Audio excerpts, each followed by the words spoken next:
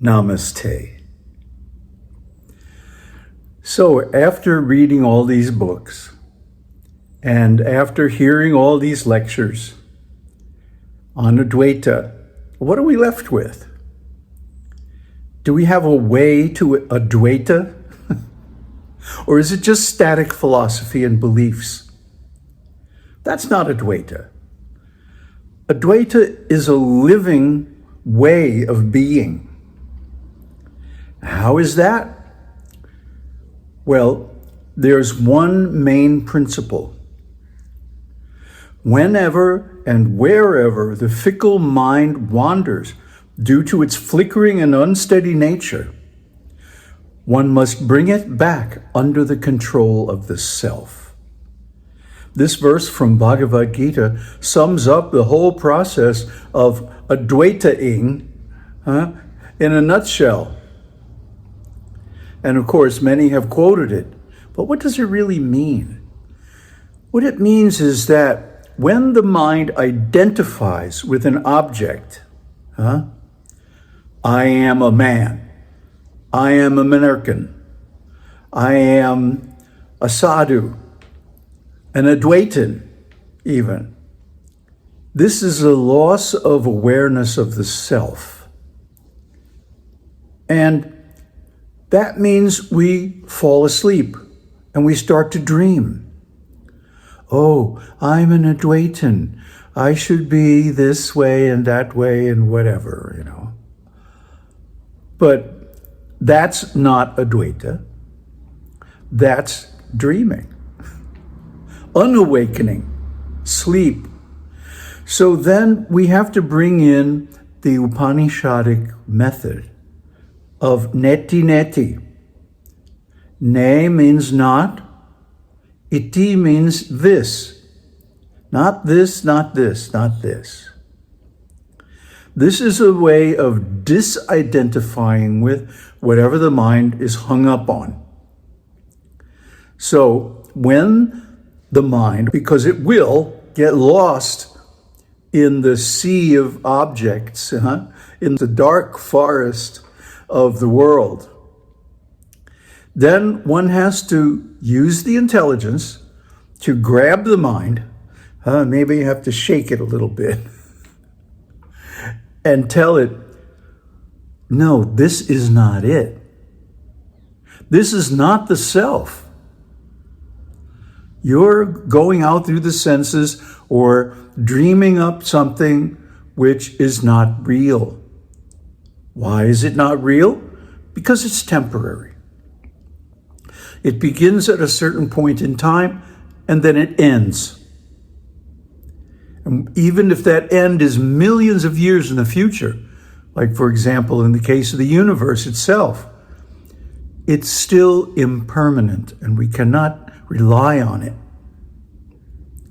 We can only rely on the self because the self is sat, without beginning, without end. It is the reality. It is the existence. In fact, it is the only thing that is truly existent. So we have to bring the mind back. And how do we do that? We ask it a question. Is this thing that you're identified with seen or the seer? And of course, the answer is always, it's the seen. It's an object. It's something out there. It's not me. It's not myself. It's not who I am. It's a thing. So the mind has to admit, yeah, I guess it's just an object. And then you come back to the beginning, which is Aham Brahmasmi. I am Brahman. I am consciousness, and I am conscious. And I don't need any instrument of knowledge to tell me that.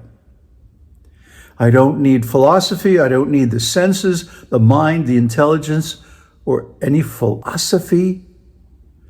I can be directly aware of it. Now, this is a mystery, and it's one that the scientists drive themselves crazy trying to explain the hard problem. But it's not hard, it's easy, it's just direct. The knowledge of the self is direct. Because, why? It is self-luminous. It is the reality.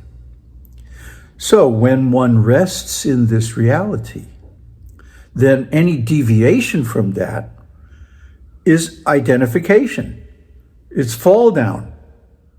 It's dreaming, sleeping. So we don't want that. Asato ma satyang dhammaya. Bring us from asat, illusion, or temporary existence, to sat, eternal existence, reality, truth. Tamaso ma jyotirgamaya. Bring us from darkness, the world of objects, the dark forest, which periodically catches fire and destroys us, to light, which is the truth that I am that self-effulgent Brahman. Mrityurma amritam gamaya. Bring us from death to eternal life. Immortality. Because although the world changes, the objects change, they come and go, they transform, whatever, the awareness, the consciousness never ends. It just has different objects over time. So this is immortality, being aware of awareness, aware of consciousness. And every time the mind slips into unawareness, that is like death. So we want to bring the mind out of that sleep and dream back to the self. Aham brahmasmi, tattvamasi. This is how you Advaita. This is the lifestyle. This is the method. This is the seeing way.